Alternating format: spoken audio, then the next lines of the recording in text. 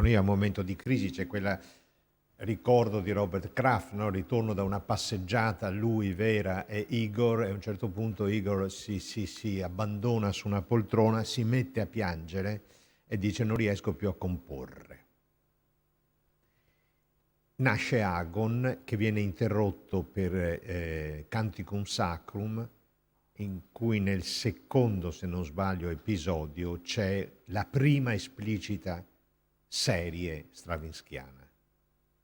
Torna negli Stati Uniti, Canticum Sacrum a Venezia 56, torna negli Stati Uniti, compone, finisce Agon, questo capolavoro, poi con la coreografia di Balanchine, e non c'è trama, non c'è storia, non ci sono personaggi, non c'è scena, la scena è nuda, un fondale neutro, i 4 uomini e le 8 donne sono vestiti in abito da prova, pantaloni neri e canotta bianca per gli uomini, calze bianche e body nero per le donne, e c'è l'omaggio a Anton Weber. In quell'occasione Stravinsky pronuncia la frase meravigliosa: Anton Weber ha inciso dei diamanti e soltanto lui sa dov'è quella miniera. Quindi non c'è dubbio che il rapporto con la dodecafonia è un momento prima di crisi, ma poi anche di rinascita per Stravinsky. In viaggio con Stravinsky, gli ultimi anni di tournée, Dario Olivieri, e immagino che il racconto ci porterà nella tua Palermo anche. Dario, vuoi sederti lì al posto di Francesco cambiando?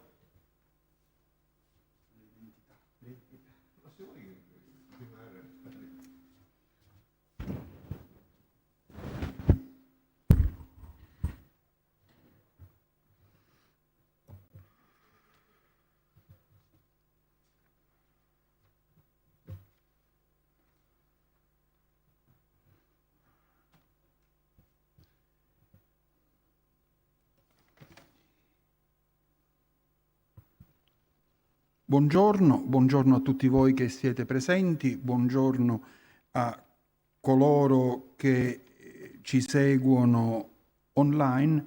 Comincio molto semplicemente con un ringraziamento e con una promessa. Il ringraziamento non formale, bensì sostanziale, va ovviamente all'Istituto Veneto di Scienza, Lettere ed Arti, all'Istituto Italiano per la Storia della Musica, a Marcello Panni, che ha gentilmente pensato di invitarmi oggi ad una giornata di studi che, al di là del suo interesse, costituisce un po' per tutti, credo, il momento in cui si spezza un incantesimo e si comincia a ritornare ad una relativa forma di normalità. E dunque è un momento, anche da questo punto di vista, per me molto importante. La promessa è che non supererò, è una promessa ufficiale, i limiti di tempo che mi sono stati indicati e mi soffermerò soprattutto sui concerti diretti da Igor Stravinsky e Robert Kraft in Italia, a Palermo, a Catania, a Roma, nel novembre del 1963, lanciando in conclusione alcuni spunti, alcune idee relative a possibili convergenze di strutture armoniche e formali tra le variazioni corali sul canto natalizio Vom Himmel hoch, da komm ich her, e l'architettura e i simboli della Basilica di San Marco. e dunque farò riferimento essenzialmente al volumetto In viaggio con Stravinsky, pubblicato nel 2017 con un'affettuosa prefazione di Marcello Panni, e vorrei anche rinviare coloro che sono particolarmente interessati all'argomento ad un articolo più tecnico intitolato Le Choralvariationen di Bach-Stravinsky per la Basilica di San Marco, simbologia e quadrato magico, apparso nel 2020 sulla rivista De Musica Disserenda. Detto questo, vorrei cominciare da un punto, spunto, tema a tutti abbastanza noto e che riguarda il fatto che l'inizio degli anni 60 soprattutto costituisce per Stravinsky una sorta di ennesima età dell'oro. Il vecchio compositore, ma c'è la tentazione di definirlo il grande vecchio, gode infatti di buone condizioni di salute, festeggia nel 1962 il suo 80° compleanno e più che mai desideroso di viaggiare, di incidere su disco le sue opere e soprattutto di dirigerle in giro per il mondo, alternandosi sul podio con Robert Kraft. E proprio i diari di Robert Kraft, soprattutto se accostati o incrociati con quelli di Vera Stravinsky, ci danno l'esatta misura della dimensione realmente frenetica dell'attività di Stravinsky negli ultimi anni della sua vita. Frequentissimi i viaggi, a volte inconsuete e anche sorprendenti le mete di tali viaggi, particolarmente amata l'Italia, soprattutto Venezia. C'era stata nel 1951 la prima rappresentazione assoluta di The Rake's Progress al Teatro La Fenice, poi c'era stato l'anno del Canticus e delle Choralvariationen a San Marco, poi treni alla Scuola Grande di San Rocco, poi il Monumentum pro Gesualdo. Proseguono tuttavia e assumono una cadenza abituale, vorrei dire, i viaggi di Stravinsky in Italia, grazie anche all'amicizia che si rinsalda nel corso del tempo con la signora Adriana Panni, che fu la più cara amica che Stravinsky ebbe in Italia. Ora, quando si parla di Stravinsky in Italia, chi ne sa un po' di queste questioni pensa subito a quei concerti di cui parlavamo prima, i concerti siciliani e poi a quello romano del novembre 1963. Ma in effetti, leggendo con una certa attenzione i diari di Robert Kraft, ci si accorge che gli Stravinsky erano già stati a Palermo prima del 1963, direi in una forma assolutamente privata. Facevano una crociera attraverso il Mediterraneo sulla motonave Vulcania e il 9 di luglio approdano al porto di Palermo. Trascorrono nella città alcune ore totalmente turistiche e in particolare visitano il Duomo e il chiostro di Monreale, la cosiddetta palazzina cinese, che è un bizzarro edificio fatto costruire da Ferdinando II di Borbone all'interno della riserva di caccia detta La Favorita.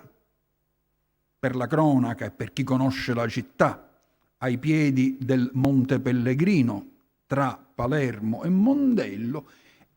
Infine visitano, e questa mi sembra la cosa veramente più strana e per certi aspetti incomprensibile, visitano le catacombe dei Cappuccini.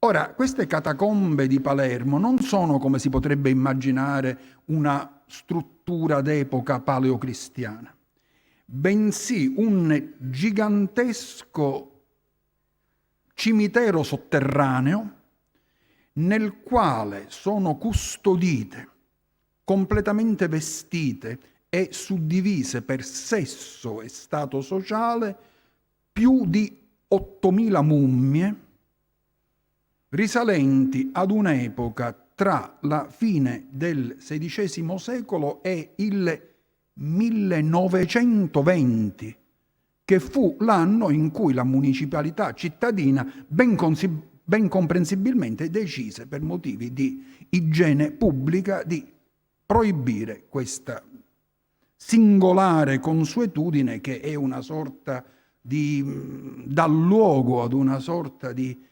macabro museo della vanità, della vanitas dell'esistenza e della corporeità umana.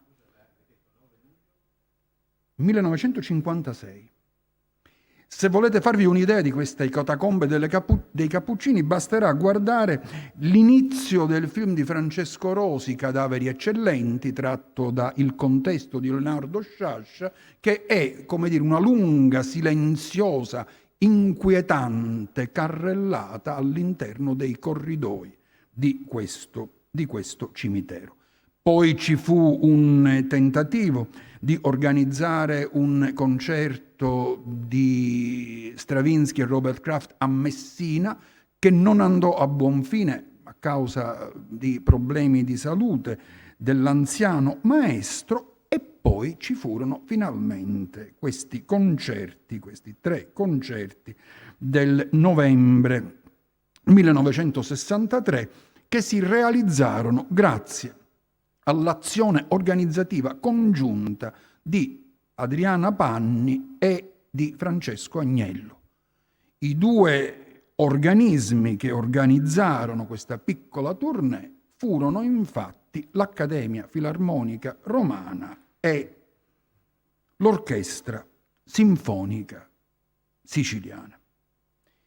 Gli Stravinsky, e con questa espressione intendo Igor Stravinsky, Vera, Robert Kraft, gli Stravinsky, accompagnati per l'occasione dal pittore Eugene Berman, giunsero all'aeroporto, che allora si chiamava di Punta Raisi, su un aereo molto traballante, precisa Vera Stravinsky, il 16 novembre 1963. Il Giornale di Sicilia pubblica una foto del maestro mentre sta scendendo la scaletta dell'aereo in prima pagina.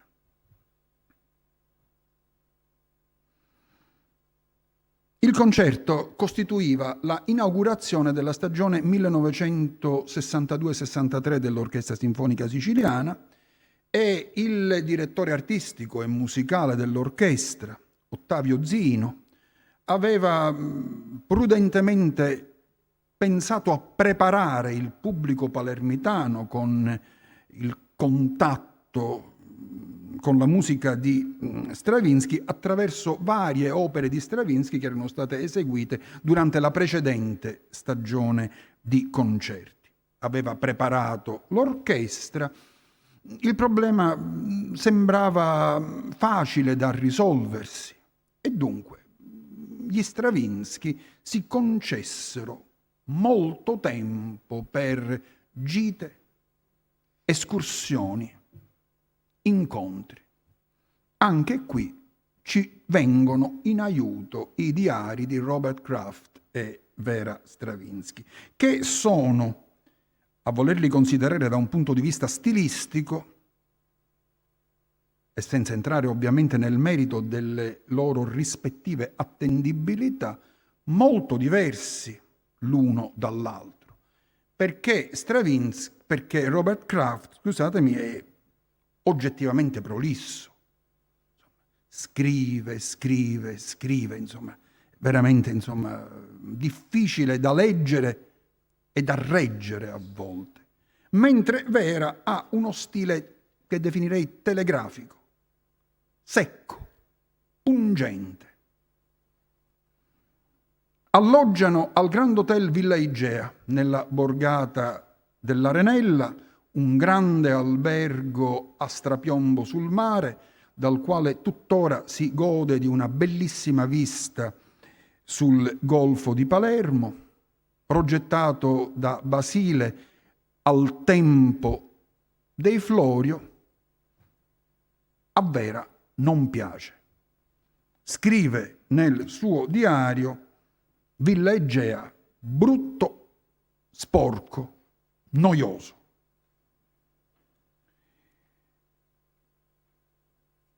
E aggiunge, leggo dall'originale in lingua inglese, che il clima a Palermo è molto simile a quello di Los Angeles, molto caldo sino alle 3 del pomeriggio, molto freddo di notte. Prosegue: tutti sogniamo di tornare a New York. 5 giorni, 4 giorni. Cena al Jockey Club, che in realtà sarebbe il Circolo Unione, con Francesco Agnello, e poi continua un po' a raccontare quello che fanno. Per esempio, visitano a Palazzo Abbatellis il grande affresco d'autore ignoto, denominato Il Trionfo della Morte, visitano il cosiddetto oratorio di San Lorenzo con gli stucchi in gesso bianchi del Serpotta, vedono dunque la celebre Natività del Caravaggio che sarebbe per sempre scomparsa misteriosamente alcuni anni dopo, assistono ad uno spettacolo dell'Opera dei Pupi nel teatro di Giacomo Cuticchio, senior, che sarebbe il padre di Mimmo Cuticchio, visitano la cosiddetta Villa dei Mostri, già appartenuta al principe di Pantelleria a Bagheria, soprattutto incontrano Alessandra Wolf Stomersee, principessa baltica, trapiantata a Palermo, moglie vedova di Giuseppe Tomasi di Lampedusa. Scrive Vera Stravinsky: andiamo a visitare la vedova Lampedusa. La prima mezz'ora è terrificante. È originaria del Baltico, parla sempre in russo, è una grassa donna con una voce tonante e un aspetto decadente come il palazzo in cui vive. Parla tutto il tempo del suo ultimo marito e di quanto sia stato difficile trovare un editore per il suo libro, che poi sarebbe ovviamente Il Gattopardo, e rimanendo in quest'ambito, chiamiamolo così, gattopardiamo, segnaliamo anche una visita al Salone degli Specchi di Palazzo Ganci, che gli Stravinsky avevano ammirato tramite la Scena del ballo del Gattopardo cinematografico di Luchino Visconti, che era uscito quello stesso anno. Ma veniamo ai fatti della musica, insomma, come pettegolezzi penso che possa bastare.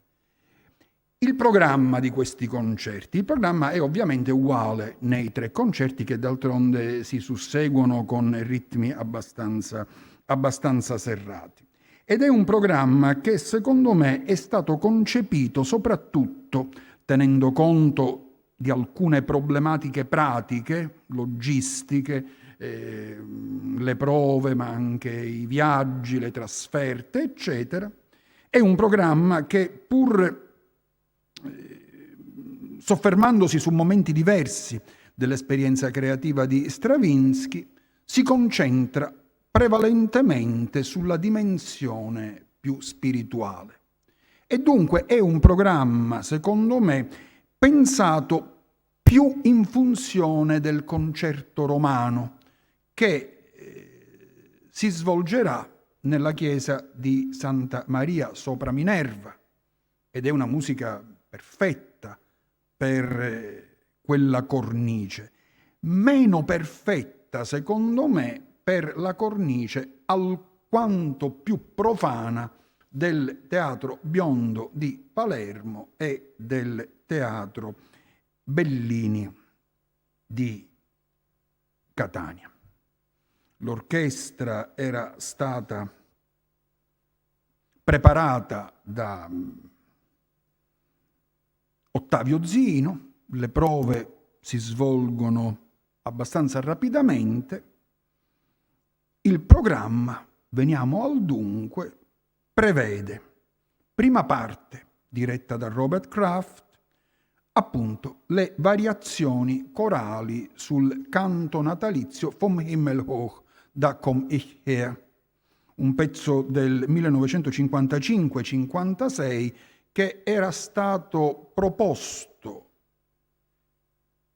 anche a Venezia insieme con il Canticus Sacro per aumentare un po' la dimensione dell'apporto direttamente fornito da Stravinsky in prima persona a quell'evento. Poi le austere sinfonie per strumenti a fiato, scritte nel 1920 in memoria di Claude Debussy. Poi, dopo l'intervallo, 2 brevi composizioni per coro a cappella, cioè le versioni in lingua latina del Paternoster e del Credo. Infine, la messa per coro e doppio quintetto di fiati.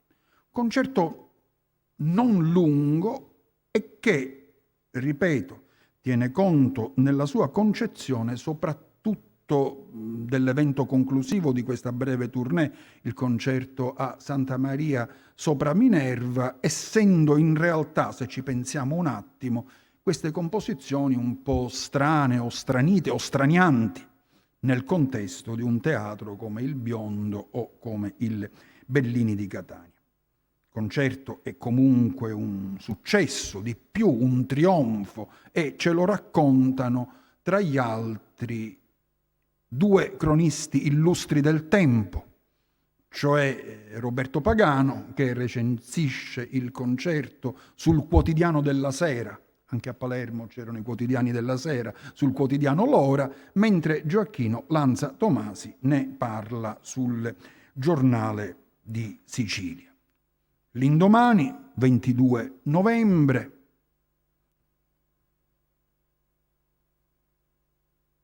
gli Stravinsky si mettono in viaggio in treno per raggiungere Catania. Bellissimo da un punto di vista dei paesaggi, perché si passa proprio attraverso il cuore più siciliano della Sicilia, però immagino che sia stato un viaggio un po' lungo e anche un po' complesso.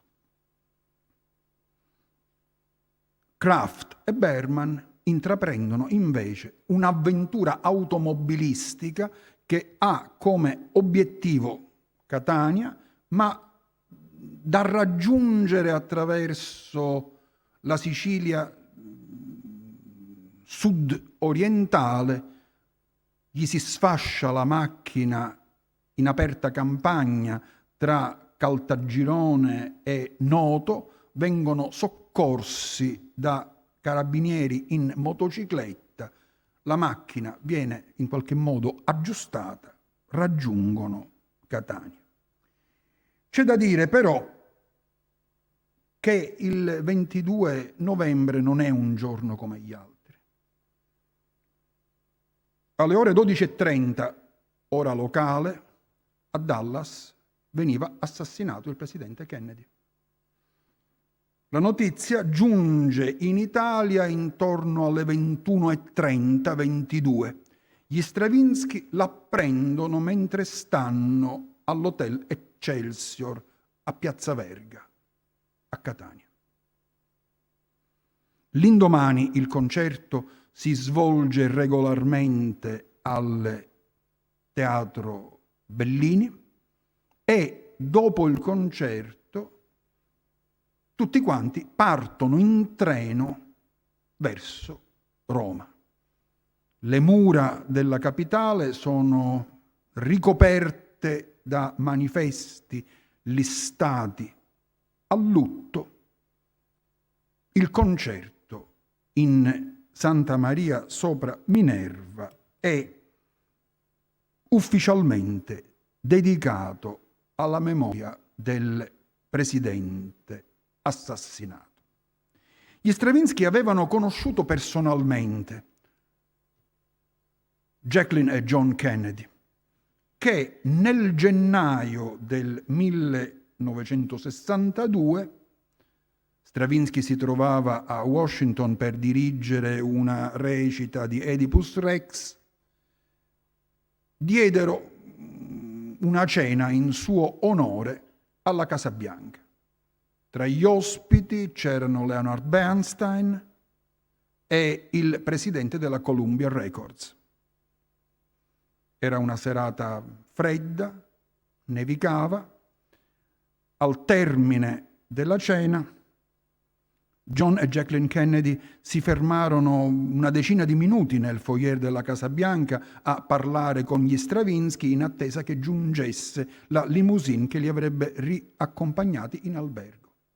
E mentre erano in macchina, Vera chiede al marito che effetto gli hanno fatto John e Jacqueline, e lui risponde sornione: nice kids, simpatici ragazzi. Dopo il concerto romano, gli Stravinsky tornano rapidamente in America. Al solito Vera non ha parole carine nei riguardi di Roma. Scrive: Roma, bello ma tutto vecchio. New York, nuovo, bello, fantastico appartamento all'Hotel Pierre. E poi ricomincia questa vita mondana vertiginosa. Festa di compleanno, ricevimento con T.S. Eliot, alla prima di Balanchine, eccetera, eccetera, eccetera. Così prosegue la frenetica vita mondana del grande vecchio, anche se nel frattempo il sorriso dei Nice Kids si è spento per sempre. Grazie. Buongiorno.